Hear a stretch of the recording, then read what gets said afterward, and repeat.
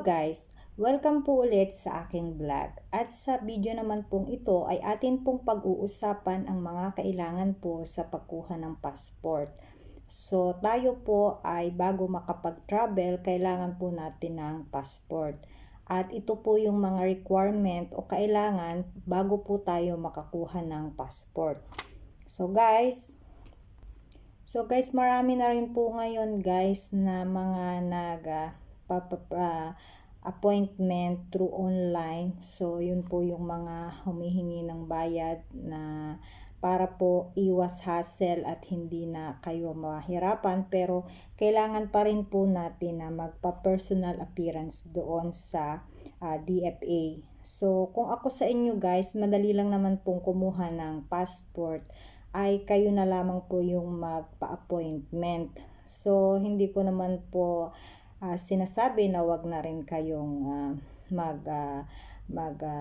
payment para dun sa mga nag-online appointment, kasi yun ay kanila din na extra income. So depende po sa inyo kung ano po yung gusto nyong sistema. So for me po kasi ako po ay gawa na lang sa akin sa cellphone, ay madali lang naman pong magpa-personal appointment.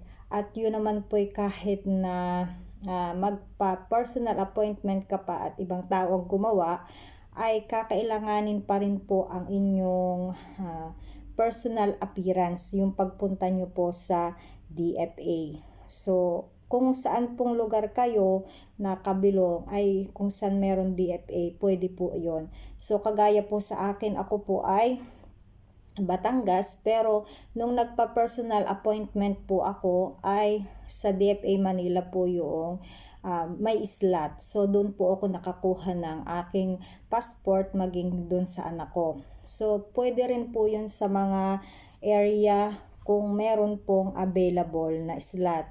So makikita nyo po yun kapag po inyong isinearch. Ito pong www.com. Yan, www.com passport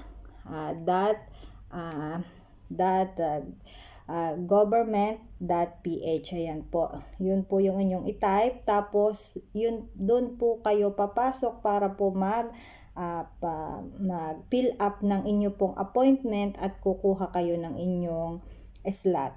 So yun po yung first na kailangan kapag po kayo ay kukuha ng passport. So kailangan po talaga ay mayroon kayong personal appointment sa DFA.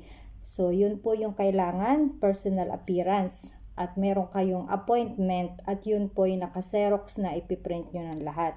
So para po sa mga new, kailangan nyo po ng personal appearance, and kailangan din nyo po ng one valid ID, then PSA birth certificate, PSA marriage certificate if married.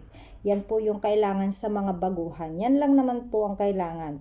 At sa loss naman po ng passport, kailangan nyo din po ng personal appearance, PSA birth certificate, PSA marriage certificate if married, one valid ID, affidavit of loss, and police report if passport is still valid and expired.